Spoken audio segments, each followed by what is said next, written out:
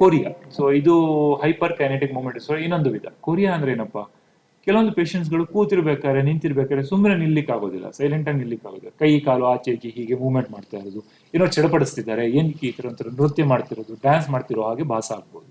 So ಇದನ್ನ ನಾವು Korea ಅಂತ ಹೇಳ್ತೀವಿ. ಅವರ ಕಂಟ್ರೋಲ್ ಅಲ್ಲಿ ಇಲ್ದೇನೆ ಸೊ ಆ ಮೂವ್ಮೆಂಟ್ಸ್ ಒಂದು ರೀತಿ ಸ್ಮೂತ್ ಆಗಿ ಮೂವ್ಮೆಂಟ್ ಈ ತರ ಆಗ್ತಾ ಇರುತ್ತೆ.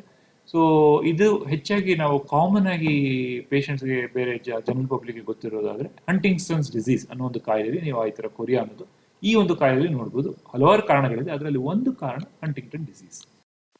ಪೇಷಂಟ್ ನೋಡೋದಾದ್ರೆ ಸೊ ಸುಮ್ಮನೆ ಬೇಕಾದ್ರೂ ಕೂಡ ಕೈ ನಾವು ಮುಂದೆ ಚಾಚಲಿಕ್ಕೆ ಹೇಳಿದಾಗ್ಲೂ ಕೂಡ ಸೊ ಕೈ ಸುಮ್ಮನೆ ಆಡಿಸ್ತಾ ಇರೋದು, ಸೊ ಕೆಳಗಿತ್ತಾಗಲೂ ಕೈ ಆಡಿಸ್ತಾ ಇರೋದು, ನಾಲ್ಗೆ ಹೊರಗೆ ಬರ್ತಾ ಇರೋದು, ಕಾಲು ಆಡಿಸ್ತಾ ಇರೋದು, ಅವ್ರ ಕಾಲು ಸ್ಟ್ರೈಟ್ ಆಗಿ ಏನು ಆಡಿಸ್ಬಾರ್ದು ಅಂತ ಹೇಳಿದ್ರು ಕೂಡ ಅವ್ರ ಕಂಟ್ರೋಲ್ ಇಲ್ಲದೆ ಕಾಲು ತನಗೆ ಆಡ್ತಾ ಇರೋದು.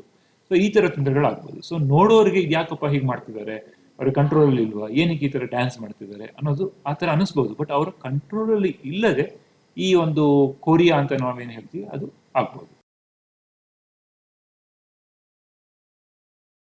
ಕೆಲವೊಂದ್ಸತಿ ಕೊರಿಯಾ ತುಂಬಾ ಜಾಸ್ತಿ ಆದಾಗ ನಾವು ಅದನ್ನ ಬ್ಯಾಲಿಸಮ್ ಅಂದ್ರೆ ತುಂಬಾ ವಯಲೆಂಟ್ ಮೂವ್ಮೆಂಟ್ ಅದು ತುಂಬಾ. ಸೊ ನೀವು ನೋಡ್ತಿರೋ ಹಾಗೆ ಈ ಪೇಷಂಟ್ ನ ಬಲಗೈ ಮತ್ತೆ ಬಲಗಾಲು ತುಂಬಾ ವಯಲೆಂಟ್ ಆಗಿ ಇಷ್ಟು ಜೋರಾಗಿ ಅವರ ಕಂಟ್ರೋಲ್ ಅಲ್ಲಿ ಇಲ್ಲದೆ ಈ ತರ ಆಚೆ ಈಚೆ ಮೇಲೆ ಕೆಳಗೆ ಈ ತರ ಮೂವ್ಮೆಂಟ್ ಆಗ್ತಾ ಇರುತ್ತೆ. ಇದರಿಂದ ಕೆಲವೊಂದ್ಸತಿ ಪೇಷಂಟ್ ಅಲ್ಲಿ ಇಲ್ಲಿ ಹೊಡ್ಕೊಂಡು ಗಾಯಗಳು ಕೂಡ ಆಗ್ಬಹುದು. ಇದನ್ನ ನಾವು ಬ್ಯಾಲಿಸಮ್ ಅಂತ